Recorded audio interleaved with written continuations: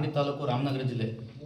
ಮೋಟ್ಕನಹಳ್ಳಿ, ಲಕ್ಕೇನಹಳ್ಳಿ ಗ್ರಾಮ ಪಂಚಾಯಿತಿ ಮತ್ತು ಗುಡೇಮರನಹಳ್ಳಿ ಗ್ರಾಮ ಪಂಚಾಯಿತಿ ವ್ಯಾಪ್ತಿನಲ್ಲಿ ಸುಮಾರು 25ರಿಂದ 26 ಗ್ರಾಮಗಳನ್ನು ಈಗಾಗಲೇ KIADB ಅವರು ಏನು ಸರ್ವೆ ಮಾಡಿ ಇದನ್ನು ಭೂ ಸ್ವಾಧೀನಪಡಿಸ್ಕೊಳ್ಬೇಕು ಮತ್ತು ಏರ್ಪೋರ್ಟ್ನ ಉದ್ದೇಶಕ್ಕಾಗಿ ಸ್ವಾಧೀನಪಡಿಸ್ಕೊಳ್ಬೇಕು ಅಂತಕ್ಕಂತಹ ಏನು ಉದ್ದೇಶದಿಂದ ಈಗ ಒಂದು 15ರಿಂದ 20 ದಿನಗಳ ಒಳಗಿಂದನೂ ಕೂಡ ಸರ್ವೆ ಕಾರ್ಯಗಳನ್ನ ಏನು ಮಾಡ್ತಾ ಇದ್ದಾರೆ.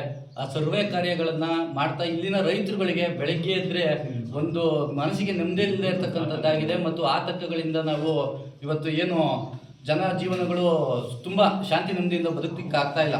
ಅದೇ ರೀತಿಯಾಗಿ ಇವತ್ತಿನ ಏನು ಈ ಭೂ ಸ್ವಾಧೀನ ಪ್ರಕ್ರಿಯೆಗಳು ನಮ್ಮನ್ನು ಅಥವಾ ಈ ರೈತ ಬಂಧುಗಳನ್ನ ಏನಾದರೂ ಟಚ್ ಮಾಡೋಕ್ಕೆ ಬಂದರೆ ಯಾವ ರೀತಿ ನಮಗೆ ತೊಂದರೆ ಆಗ್ತದೆ ಅಂತಂದರೆ, ಇವತ್ತಿನ ಇವರೇನಾದರೂ ಈ ಕೈ ಇಟ್ಟಿರೋ ಭೂಮಿ ಬಹುಶಃ 90% ಕೃಷಿ ಆಧಾರಿತವಾಗಿರೋ ಭೂಮಿ ಮತ್ತು ನೀವೆಲ್ಲೇ ನೋಡಿದ್ರು ಕೂಡ ಬರೀ ಕೃಷಿಯಿಂದನೇ ಜನ ಇಲ್ಲಿನ ಒಳಗೊಂಡಿರೋದು. ಇಲ್ಲಿ ನಾವು ಬೆಳಗ್ಗೆ ಎದ್ದು ಹೊಲ ಉಳ್ಬೇಕೇ ಬಿಟ್ಟರೆ ಬೇರೆ ಯಾವ ವೃತ್ತಿ ಮೇಲೂ ಕೂಡ ಯಾವುದೇ ಬೇರೆ ವೃತ್ತಿಯಿಂದ ನಮಗೆ ಇದಿಲ್ಲ. ನಾವೆಲ್ಲರೂ ಕೂಡ ಬೆಳಗ್ಗೆ ಎದ್ದು ಕೃಷಿ ಕೆಲಸದಲ್ಲೇ ಕೈಗೊಳ್ಳಬೇಕು, ಹೈನುಗಾರಿಕೆ ಮಾಡಬೇಕು, ಕೋಳಿ ಸಾಕಾಣಿಕೆ ಮಾಡಬೇಕು. ಹೊಲದವನ್ನು ಕೆಲಸ ಮಾಡಿದ್ರೆ ನಾವು ಬದುಕುನ್ನೋ ಜಾಗದಲ್ಲಿ ಬಂದು ಫಲವತ್ತಾಗಿರ್ತಕ್ಕಂತಹ ಭೂಮಿಗಳನ್ನು ಇವರು ಅಕ್ವೈರ್ ಮಾಡಲಿಕ್ಕೆ ಏನು ಉದ್ದೇಶ ಮಾಡಿಕೊಂಡು ಇವತ್ತಿನ ಜನಗಳನ್ನು ಒಕ್ಕಲೆಬ್ಬಿಸ್ತಕ್ಕಂತಹ ಉದ್ದೇಶದಿಂದ ನಮ್ಮೆಲ್ಲರ ಭೂಮಿಗಳನ್ನು ಕಸ್ಕೊಳ್ತಕ್ಕಂತಹ ಪ್ರಯತ್ನ ಇವತ್ತು ಏನು ಸರ್ಕಾರಗಳು ಮಾಡ್ತಾ ಇದೆ. ಈ ಸರ್ಕಾರದ ವಿರುದ್ಧವಾಗಿ ಇವತ್ತು ನಾವು ಯಾವುದೇ ಜಾತಿ, ಜನಾಂಗ, ಧರ್ಮ ಇಲ್ಲದೆ ಮತ್ತು ಪಕ್ಷಗಳಿಲ್ಲದೆ ರೈತನೇ ಎಲ್ಲ ಸರ್ಕಾರದ ವಿರುದ್ಧ ನಿಂತು ರೈತರೆಲ್ಲರೂ ಕೂಡ ಒಗ್ಗಟ್ಟಾಗಿ ಇವತ್ತು ನಾವು ಮಂಗಳವಾರ ಅಂದರೆ 29ನೇ ತಾರೀಕು ನಾವೆಲ್ಲರೂ ಕೂಡ ಸೇರಿ ಒಗ್ಗಟ್ಟಾಗಿ ಒಂದು ಸ್ಥಳ ನಿಗದಿ ಮಾಡ್ತಾ ಇದ್ದೇವೆ. ಆ ಸ್ಥಳದಲ್ಲಿ ಎಲ್ಲರೂ ಕೂಡ ಸೇರಿ ಈ ಸರ್ಕಾರದ ವಿರುದ್ಧ ನಾವು ರೈತರು ನಾವು ಪ್ರಾಣ ಬೇಕಾದ್ರೆ ಬಿಡ್ತಾ ಇದ್ದೇವೆ, ಭೂಮಿಯನ್ನು ಬಿಡಲ್ಲ ಅನ್ನೋ ಒಂದು ಸಿದ್ಧಾಂತದ ಮೇಲೆ ನಾವು ಶತಾಯಗತಾಯ ಹೋರಾಟಕ್ಕೆ ಸಿದ್ಧವಾಗಿದ್ದು ಮತ್ತು ಹೋರಾಟವನ್ನು ಮಾಡೇ ತೀರ್ತೇವೆ. ಮತ್ತು ಸರ್ಕಾರಕ್ಕೆ ನಾವು ಪ್ರಾಣ ಬಿಟ್ಟರೂ ಕೂಡ ನಮ್ಮ ಭೂಮಿಗಳನ್ನು ಬಿಡೋದಕ್ಕೆ ಸಾಧ್ಯ ಇಲ್ಲ. ಕಾರಣ ಯಾಕಂದ್ರೆ ಈ ಎಲ್ಲ ಅಗ್ರಿಕಲ್ಚರಲ್ ಲ್ಯಾಂಡು ಸುಮಾರು ಒಂದು 3,000 ಎಕರೆಗೂ ಮೇಲೆ, ಇವರೇನು 5,000 ಎಕರೆ ಅಂತ ಹೇಳ್ತಾ ಇದ್ದಾರೆ, 3,000ದಿಂದ 4,000 ಎಕರೆ ಕೂಡ ಅಗ್ರಿಕಲ್ಚರಲ್ ಲ್ಯಾಂಡ್ ಇದೆ. ಈ ಕೃಷಿ ಅಂದ್ರೆ ಇದು. ಆದ್ರೆ ಸರ್ಕಾರಕ್ಕೆ ಯಾಕೆ ಈ ಭೂಮಿನೇ ಬೇಕಾಯ್ತು ಅಂತ ನೋಡಿದ್ರೆ ನಾವು ಆತ್ಮೀಯ ಬಂಧುಗಳೇ ನಾವೆಲ್ಲರೂ ನೋಡಬೇಕು. ಇವತ್ತಿನ SR ವ್ಯಾಲ್ಯೂ ಇಲ್ಲಿಂದ ಏನಿದೆ, ಸರ್ಕಾರಿ ಮೌಲ್ಯಗಳೇನಿದೆ 15ರಿಂದ 20 ಲಕ್ಷದ ಒಳಗಡೆನೆ. 20 ಲಕ್ಷ ಕೊಡೋಕ್ಕೆ ಚಾನ್ಸ್ ಇಲ್ಲ. ಇವ್ರು ನಮ್ಗೆ 4 ಪಟ್ಟು ಸೇರಿಸ್ಕೊಟ್ರು 80 ಲಕ್ಷ. ಇವತ್ತಿನ ಮಾರುಕಟ್ಟೆ ರೇಟ್ ಏನಿದೆ ಅದ್ಯಾವುದೂ ಬೇಡ. ಇವತ್ತಿಗೆ ಇವರು ಬೇರೆ ಕಡೆ ಕೊಂಡ್ಕೊಳ್ಳೋಕ್ಕಾಗದಿರೋ ಆಸ್ತಿಗಳು ಇವರಿಗೆ ಈಸಿಯಾಗಿ ಕೈಗೆ ದೊರಕ್ತಾ ಇರೋದ್ರಿಂದ ನಮ್ಮನ್ನ ಸಣ್ಣ ಭಾಗದ ಹಳ್ಳಿಗಳ ರೈತರುಗಳನ್ನ ಖಾಲಿ ಮಾಡಿಸೋದು ಅವ್ರಿಗೇನು ದೊಡ್ಡ ಕೆಲಸ ಅಲ್ಲ ಅಂತ ಅವ್ರೇನು ಭಾವಿಸಿ ಇವತ್ತು ನಮ್ಮನ್ನ ಎಲ್ಲರನ್ನೂ ಕೂಡ ಇವತ್ತು ಒಗ್ಲೆಬ್ಬಿಸೋ ಕೆಲಸವನ್ನ ಮಾಡ್ತಾ ಇದ್ದಾರೆ. ಇವತ್ತಿಗೆ ಎಷ್ಟೋ ರೈತರುಗಳು ಕೂಡ ಅಕ್ರಮ ಸಕ್ರಮ ಇದರಲ್ಲಿ ಕೂಡ ಫಾರಂ 53, 57 ಅಪ್ಲಿಕೇಶನ್ಗಳು ಪೆಂಡಿಂಗ್ ಇದೆ. ಇದನ್ನ ಮನವರಿಕೆ ಸರ್ಕಾರಕ್ಕಿದ್ದು ಇವರನ್ನ ಏಕಾಏಕಿ ಖಾಲಿ ಮಾಡಿಸ್ಬೇಕು ಮತ್ತು ಇವರನ್ನ ಈ ಸ್ಥಳದಿಂದನೇ ಬಿಡಬಾರ್ದು ಅಂತಕ್ಕಂಥದ್ದು ಉದ್ದೇಶ. ಇವ್ರಿಗೆ ಯಾವುದೇ ಕಾಂಪನ್ಸೇಷನ್ ಕೊಡೋ ರೀತಿ ಇರಲ್ಲ. ಯಾಕೆಂದ್ರೆ 15-20 ಲಕ್ಷ ಕೊಟ್ಬಿಟ್ಟು ಈಸಿಯಾಗಿ ಕಳಿಸ್ಬೋದು. 15-20 ಲಕ್ಷದ ಕಾಂಪನ್ಸೇಷನ್ ತಗೊಂಡು ಹೋದ್ರೆ ಇಲ್ಲಿನ ವಯೋವೃದ್ಧರಲ್ಲಿ ಹೋಗ್ಬೇಕು, ರೈತರಲ್ಲಿ ನಾವು ನೊಗ ಮತ್ತು ನೇಗ್ಲನ್ನ ಒತ್ಕೊಂಡು ಎತ್ಕಡೆ ಹೋಗ್ಬೇಕು. ಹೇಳಿ ಎಲ್ಲಿ ಹೋಗೋಣ, ನಾವು ಹೊಲ ಎಲ್ಲಿ ಹೋಗೋಣ? ಇವ್ರು ಕೂಡ ಯಾವ ಚಿಲ್ಲರೆ ಕಾಸಾಗಲಿ ಸರ್ಕಾರದ ಯಾವ ಸಹಾಯಗಳಾಗಲಿ ನಮಗೆ ಬೇಡ.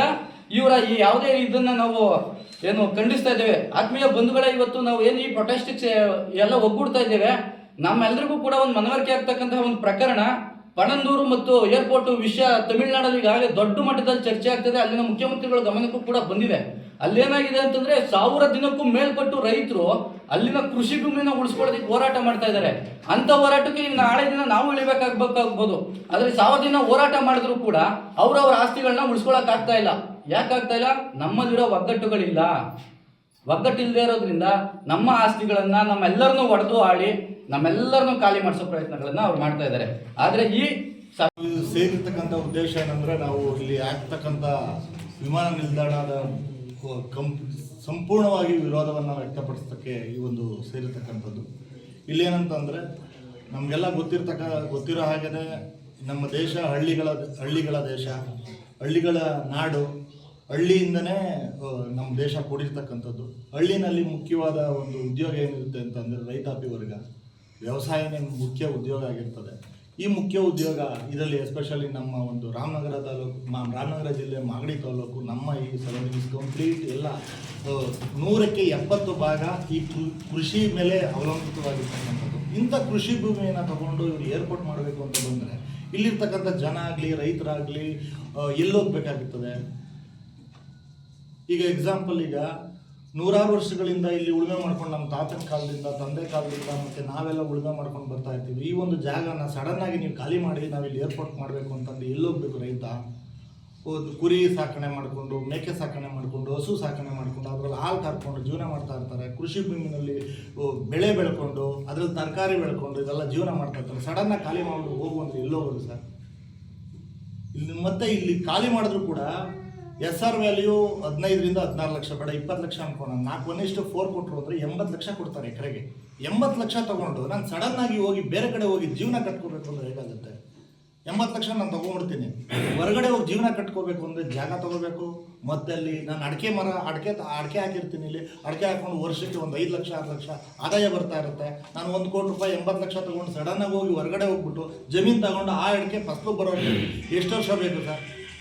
10,000 ಜನ ರೈತರು ಈ ಭಾಗದಲ್ಲಿ ಏನಾದ್ರು ಆಯಿತು ಅಂದರೆ ಬೀದಿಗೆ ಬರ್ತಾರೆ. 10,000 ಜನ ರೈತರಲ್ಲಿ 10,000 ಒಂದು ಕಾಂಪನ್ಸೇಷನ್ ಅಂತ ಒಂದು ಹಣನ ತಗೊಂಡು ಎಷ್ಟು ಜನ ರೈತರು ಬೇರೆ ಕಡೆ ಹೋಗಿ ಜಮೀನು ಖರೀದಿ ಮಾಡ್ತಾರೆ? ಇನ್ನು ಮಿಕ್ದವ್ರು ಕೆಲವರೆಲ್ಲ ದುಡ್ಡೆಲ್ಲ ಖಾಲಿ ಮಾಡ್ಕೋತಾರೆ. ಅವ್ರ ತಂದೆ ತಾಯಿ ಬೀದಿಗೆ ಬರ್ತಾರೆ, ಮಕ್ಕಳು ಬೀದಿಗೆ ಬರ್ತಾರೆ. ಆವಾಗ ಏನಾಗ್ತದೆ? ಈಗ ನೋಡಿ ಸರ್, ಒಂದಂತೂ ಕ್ಲಿಯರು, ಇಲ್ಲಿ ನಾವಂತೂ ಇಲ್ಲಿ ಏರ್ಪೋರ್ಟ್ ಮಾಡೋಕ್ಕಂತೂ ಬಿಡೋಂಥ ಅವಕಾಶನೇ ಇಲ್ಲ. ಯಾವುದೇ ಕಾರಣಕ್ಕೂ ನಾವಂತೂ ಹೋರಾಟ ಅಂತೂ ಎಂಥ ಹೋರಾಟ ಆಗಲೂ ನಾವು ಮಾಡೋಕ್ಕೆ ಶತಸಿದ್ಧರಿದ್ದೀವಿ. ಈಗೇನಂತಂದರೆ ಇಲ್ಲಿ ಮಾಡಿರ್ತಕ್ಕಂಥದ್ದು ಏರ್ಪೋರ್ಟ್ ಹೊಸದು ಮಾಡೋಕ್ಕೆ ಬದಲು ಈ ಒಂದು ಸಜೆಷನ್ ಕೊಡ್ತೀವಿ ನಾವೇನೆ. ಹೆಂಗಿದ್ರು ದೇವನಹಳ್ಳಿ 4,000 ಎಕರೆ 4,500 ಎಕರೆ ಅಕ್ವೈಸೇಷನ್ ಆಗಿದೆ, ಆಲ್ರೆಡಿ ಅಲ್ಲಿ ಏರ್ಪೋರ್ಟ್ ಇದೆ, ಅದ್ರ ಪಕ್ಕನೇ ಅಕ್ವೈರ್ ಮಾಡಿಕೊಡ್ಲಿ. ಅಲ್ಲಿ ರೈತರ ಸಂಖ್ಯೆ ಕಡಿಮೆ ಇದೆ, ಎಲ್ಲ ಕಮರ್ಷಿಯಲ್ ಜಾಗ, ಯಾಕೆ ಅಲ್ಲಿ ಕಾಂಪನ್ಸೇಷನ್ ಕೊಡೋಕ್ಕಾಗಲ್ವಾ? ಇಲ್ಲಿರೋ ಬಡ ರೈತರು ಮಾತ್ರ ಆಚ್ಕೋಗ್ಬೇಕಾ? ಅಲ್ಲಿ ಹೆಂಗಿದ್ರು 4,000 ಎಕರೆ ಇದೆಯಲ್ಲ ಸರ್, ಎಕ್ಸ್ಟೆಂಡ್ ಮಾಡೋದು ತುಂಬ ಈಸಿ. ಇಲ್ಲಿ ಬಂದು 16 ವರ್ಷ ಇಲ್ಲಿ ರೈತರನ್ನೆಲ್ಲ ಒಕ್ಲೇಬಿಸಿ ಅವ್ರನ್ನೆಲ್ಲ ಹಾಳು ಮಾಡಿ ಬೀದಿಗೆ ತಂದು ಎಷ್ಟೋ ಜನ ಸೂಸೈಡ್ ಮಾಡ್ಕೊತಾರೆ, ಜಮೀನು ಕಳ್ಕೊಂಡು ಏನೂ ಇಲ್ಲ ಅಂದ್ಬಿಟ್ಟು. ಅದ್ರ ಬದಲು ಅದೇ ಏರ್ಪೋರ್ಟ್ ಏನಿದೆ ಅದ್ರ ಬಗ್ಗೆ ಇನ್ನೊಂದು 2-3 ಸಾವಿರ ಎಕರೆ ಎಕ್ಸ್ಟೆಂಡ್ ಮಾಡ್ಕೊಳ್ಳಿ ಬಿಡಿ. ಎಕ್ಸ್ಟೆಂಡ್ ಮಾಡ್ಕೊಂಡು ಮಾಡ್ಲಿಕ್ಕೆ ತಪ್ಪೇನಿದೆ? ಕಾಂಪನ್ಸೇಷನ್ ಇಲ್ಲಿ ಕಡಿಮೆ ಇದೆ, ರೈತರಿದ್ದಾರೆ, ಓಡಿಸ್ಬಿಡ್ಬೋದು. ಬಡವರು ಇವ್ರಿಗೇನು ಗೊತ್ತಾಗಲ್ಲ, ಒಂದಿನ ಬರ್ತಾರೆ ಸ್ಟ್ರೈಕ್ ಮಾಡ್ತಾರೆ, 2 ದಿನ ಸ್ಟ್ರೈಕ್ ಮಾಡ್ತಾರೆ, 3ನೇ ದಿನ ಯಾರೂ ಬರಲ್ಲ, ಇವ್ರನ್ನ ಸುಲಭನಾಗಿ ಓಡಿಸ್ಬೋದು ಅನ್ನೋ ಉದ್ದೇಶ ಇದೆ. ದಯವಿಟ್ಟು ಯಾವುದೂ ಕೂಡ ಸಫಲತೆ ಆಗಲ್ಲ ಇದರಲ್ಲಿ. ನಾವಂತೂ ಹೋರಾಟ ಮಾಡೇ ಮಾಡ್ತೀವಿ. ಯಾವುದೇ ಕಾರಣಕ್ಕೂ ಅಷ್ಟೇ. ಎಷ್ಟು ಹಳ್ಳಿಗಳು, ಸುಮಾರು 25ರಿಂದ 25 ಗ್ರಾಮಗಳು ಕೂಡ ಇದಕ್ಕೆ ಸೇರ್ಕೊಳ್ತಾ ಇದ್ದಾವೆ. ಊರುಗಳು ಖಾಲಿ ಮಾಡಿಬಿಟ್ರೆ ನಾವು ಎಲ್ಲೋಗಿ ವಸತಿ ಕಟ್ಕೊಳ್ಳೋದು? ಎಲ್ಲೋಗೋಣ ನಾವು? ಏನಾದರೂ ಅವಕಾಶ ಇತ್ತು ಅಂತಂದರೆ ಮಾಡ್ಕೊಳ್ಳಿ ಸರ್. ಎಲ್ಲಿದೆ ಅವಕಾಶ? 10,000 ಜನ ರೈತರು ನಾವು ಬೀದಿಗೆ ಬಂತು ಅಂತಂದರೆ ನಮ್ಮನ್ನು ಹೋಗಿ ಬೇರೆ ಕಡೆ ವಸತಿ ಕಲ್ಪಿಸ್ಕೊಳೋದು ಹೇಗೆ? ರೈತರು ಅದು ಜೀವನ ಮಾಡ್ತಾ ಇರ್ತಾರೆ, ಹಸುಗಳು ಕಟ್ಕೊಂಡು ಎಲ್ಲನೂ ವ್ಯವಸ್ಥಿತವಾಗಿ ಮಾಡ್ಕೊಂಡಿರ್ತೀವಿ. ನಾವು ಸಡನ್ನಾಗಿ ಹೋಗಿ ನಾವು ಹೊರಗಡೆ ಹೋದರೆ, ಬೆಂಗಳೂರಿನಾಗ ಎಲ್ಲ ನಾವು ಹೊರಗಡೆ ಹೋದರೆ ಒಂದಿನ ನೈಟ್ ಮಲಗೋಕ್ಕಾಗಲ್ಲ ನಮಗೆ. ಹಾಗಂತ ಬಿಟ್ಬಿಟ್ಟು ಮನೆ ಮಠ ಆಸ್ತಿ ನಮ್ಮದು ಹೊಲ ಗದ್ದೆ ಎಲ್ಲ ಬಿಟ್ಬಿಟ್ಟು ನಾವು ಹೋಗ್ಬೇಕು ಅನ್ನೋ ಸಡನ್ನಾಗಂತೂ ಖಂಡಿತ ಯಾವುದೇ ಕಾರಣಕ್ಕೂ ಆಗಲ್ಲ. ಆ ಥರ ಏನಾದರೂ ಅವ್ರ ಉದ್ದೇಶ ಇತ್ತು ಅಂದರೆ ಏರ್ಪೋರ್ಟು ಆಲ್ರೆಡಿ ಇದೆ, ಅದನ್ನೇ ಬೇಕಾದ್ರೆ ಎಕ್ಸ್ಟೆಂಡ್ ಮಾಡ್ಕೊಳ್ಳಿ. ಸುತ್ತಲೂ ಇನ್ನೂ ಜಮೀನಿದೆ, ಏರ್ಪೋರ್ಟ್ ಸುತ್ತಲೂ ಇದ್ದೇ ಇದೆ. ಈ ಇಂಟರ್ನ್ಯಾಷನಲ್ ಏರ್ಪೋರ್ಟು ಏನು ಮಾಡಿದ್ದಾರೆ ದೇವನಹಳ್ಳಿಲಿ, ಅದ್ರ ಸುತ್ತಲೂ ಜಮೀನು ಇದ್ದೇ ಇದೆ, ಇನ್ನೂ ಏನು ಖಾಲಿ ಇಲ್ದಿರ ಏನಿಲ್ಲ. ಅದನ್ನೇ ಬೇಕಾದ್ರೆ ಎಕ್ಸ್ಟೆಂಡ್ ಮಾಡ್ಕೊಂಡು ಇನ್ನೊಂದು 2-3 ಸಾವಿರ ಎಕರೆ ಎಕ್ಸ್ಟೆಂಡ್ ಮಾಡ್ಕೊಳ್ಳಿ ಸರ್. ಇಲ್ಲಿ 8ರಿಂದ 10,000 ಎಕರೆ ಪ್ಲಾನ್ ಮಾಡಿದ್ದಾರೆ, ಆಲ್ರೆಡಿ ಅಲ್ಲಿ ಕಡಿಮೆ ಇದೆ 4,000 ಎಕರೆ ಆಗಿರೋದ್ರಿಂದ ಇದು 700-800 ಫ್ಲೈಟು ಟೇಕ್ ಆಫ್ ಆಗುತ್ತೆ ಡೈಲಿ. ಆಗಿರೋದ್ರಿಂದ ಅಲ್ಲಿ ತುಂಬ ಕ್ರೌಡ್ ಆಗಿದೆ, ಟ್ರಾಫಿಕ್ ಜಾಮ್ ಆಗ್ತಾ ಇದೆ. ಆಗಿರೋದ್ರಿಂದ 8ರಿಂದ 10,000 ಎಕರೆ ಇದನ್ನು ಅಕ್ವೈಸೇಷನ್ ಮಾಡಬೇಕು ಅಂತ ಪ್ಲಾನ್ ಮಾಡಿದೆ ನಮಗೆ ಬಂದಿರೋ ಮಾಹಿತಿ ಪ್ರಕಾರ. ಅಲ್ಲಿಂದ ಇಲ್ಲಿಗೆ ಬಂದು ಅದಕ್ಕೋಸ್ಕರ 8ರಿಂದ 10,000 ಎಕರೆ ಇಲ್ಲೇ ಅಕ್ವೈಸೇಷನ್ ಮಾಡ್ಬಿಡೋಣ, ಇಲ್ಲಿ ಮಾಡೋಣ ಅಂತ ಬಂದಿರೋದು ಉದ್ದೇಶ. ಆಗಿರೋದ್ರಿಂದ ಇಲ್ಲಿ ಯಾವುದೇ ತರಕಾರಿಗಳನ್ನ ಅದನ್ನು ದಿನನಿತ್ಯ 10ರಿಂದ 15 ಟನ್ನು ಡೈಲಿ ಬಸ್ಸಲ್ಲಿ ಬೆಳಗಿನ ಜಾವನೇ ಸ್ಟಾರ್ಟ್ ಆಗುತ್ತೆ ಸರ್ ಹೋಗೋಕ್ಕೆ ಮಂಡಿಗಳಿಗೆ. ಆ ರೈತರುಗಳೆಲ್ಲ ತಗೊಂಡೋಗಿ ಮಾರ್ಕೆಟ್ಗೆ ಹಾಕಿ ಅದರಿಂದ ಜೀವನ ಮಾಡ್ತಾ ಇದ್ದಾರೆ ಎಷ್ಟೋ ಜನ. ಸೊ ಈಗಿರೋದ್ರಿಂದ ಮತ್ತು ಇಂಥ ಉಳುಮೆ ಭೂಮಿ, ಇಂಥ ಫಲವತ್ತಾದ ಭೂಮಿನ ಯಾವುದೇ ಕಾರಣಕ್ಕೂ ನಾವು ಬಿಟ್ಕೊಡೋ ಅಂಥ ಪ್ರಮೇಯನೇ ಇಲ್ಲ. ಆಗಿರೋದ್ರಿಂದ ಇವ್ರೇನಾದರೂ ಮಾಡೋದಿತ್ತು ಅಂದರೆ ಸುಮಾರು ಜಿಲ್ಲೆಗಳಲ್ಲಿ ಸುಮಾರು ಕಡೆ ಬಂಜರು ಭೂಮಿ ಇದೆ, ಮತ್ತು ಯಾವುದು ಗೋಮಾಳ ಲ್ಯಾಂಡ್ ಇರೋದಿದೆ, ಸುಮಾರು ಬೆಳೆಗಳನ್ನ ಬೆಳೆಯೋಕ್ಕೆ ಯೋಗ್ಯವಾಗಿ ಇಲ್ಲದೆ ಇರ್ತಕ್ಕಂಥ ಲ್ಯಾಂಡ್ಗಳಿದೆ. ಅಲ್ಲೋಗಿ ಇವ್ರು ಏನು ಬೇಕೋ ಮಾಡ್ಕೊಳ್ಳಿ. ಖಂಡಿತವಾಗ್ಲೂ ನಾವಂತೂ ಈ ಒಂದು ವಿಮಾನ ನಿಲ್ದಾಣ ಮಾಡಲಿಕ್ಕೆ ಸಂಪೂರ್ಣವಾಗಿ ವಿರೋಧ ಇದೆ ಸರ್. ಮುಂದೆ ಉಗ್ರ ಹೋರಾಟ ಕೂಡ ಮಾಡ್ತೀವಿ. ಖಂಡಿತವಾಗ್ಲೂ ಇದನ್ನು ಮೈಂಡಲ್ಲಿ ಇಟ್ಕೊಂಡು ದಯವಿಟ್ಟು ಸರ್ಕಾರ ಬೇರೆ ಯಾವುದಾದ್ರು ಯೋಜನೆ ಮಾಡ್ಕೋಬೇಕು ಅಂತ ಈ ಮೂಲಕ ಕೇಳ್ಕೊಳ್ತೀವಿ. ಅದರದ್ದು ನೀವು ಯಾವ ಒಬ್ಬ ರೈತಂದು ಕೂಡ ಇಲ್ಲ, ಯಾಕೆಂದ್ರೆ ನಮಗೆ ಅವ್ರು ಕೂಡ ಭಿಕ್ಷೆ ನಮ್ಗೆ ಬೇಕಾಗಿಲ್ಲ. ರೈತ ಸಂಪೂರ್ಣವಾಗಿ ಇದ್ರ ವಿರೋಧ ಇದ್ದಾನೆ.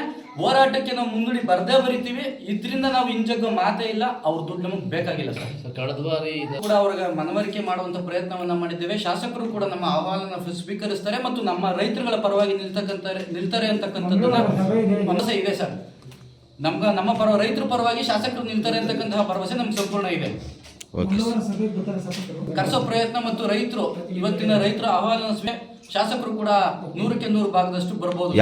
ಈ ಹೋರಾಟವನ್ನ ನಾವು ಇವತ್ತು ಶಾಂತಿ ರೀತಿಯಾಗಿ ಮಂಗಳವಾರ ಏನು ಇಲ್ಲಿ ನಮ್ಮ ದಾಸೇಗೌಡನಪಾಳ್ಯ ಸರ್ಕಲ್ನಲ್ಲಿ ಹೆಚ್ಚು ಕಮ್ಮಿ 1,000ದಿಂದ 2,000 ಜನ ಸೇರ್ತಕ್ಕಂತಹ ಪ್ರಯತ್ನ ಮಾಡಿ ಅಲ್ಲಿನ ಎಲ್ಲ ಸ್ಥಳೀಯ ರೈತ ನಾಯಕರುಗಳನ್ನ, ಎಲ್ಲ ಪಕ್ಷದ ನಾಯಕರುಗಳನ್ನ, ಎಲ್ಲ ಹಿರಿಯ ಮುಖಂಡರುಗಳನ್ನ ಸೇರಿಸಿ ನಮ್ಮ ಹೋರಾಟದ ರೂಪುರೇಷೆ ಈ ರೀತಿ ಇರ್ತದೆ, ಇಂಥ ದಿನಕ್ಕೆ ನಾವು ಹೋರಾಟ ಯಾವ ರೀತಿಯಾಗಿ ಸಾಕಬೇಕು, ಈ ಹೋರಾಟ ಅಲ್ಟಿಮೇಟ್ ಆಗಿ ಪ್ರಧಾನಮಂತ್ರಿಯವ್ರಿಗೂ ಕೂಡ ತಲುಪಬೇಕು. ಯಾಕೆಂದ್ರೆ ಎಷ್ಟು ಜನ ಕಿಸಾನ್ ಕ್ರೆಡಿಟ್ ಕಾರ್ಡ್ ಅನ್ನ ಬಳಸ್ತಾ ಇದ್ದಾರೆ ಇವತ್ತಿಗೂ ಕೇಂದ್ರ ಸರ್ಕಾರದ ಯೋಜನೆಗಳು, ಅದು ಕೂಡ ಅವ್ರಿಗೆ ತಲುಪಬೇಕಾಗ್ತದೆ ಪ್ರಧಾನಮಂತ್ರಿ ಅವರಿಗೆ. ಅಲ್ಲಿವರೆಗೂ ತಲುಪಿಸಿ ಈ ಹೋರಾಟವನ್ನು ಯಶಸ್ವಿಗೊಳಿಸೋವರೆಗೂ ನಾವು ಬಿಡಲ್ಲ. ಈ ಹೋರಾಟವನ್ನು ಯಶಸ್ವಿಗೊಳಿಸಲೇಬೇಕಾಗ್ತದೆ ನಾವು. ಓಕೆ.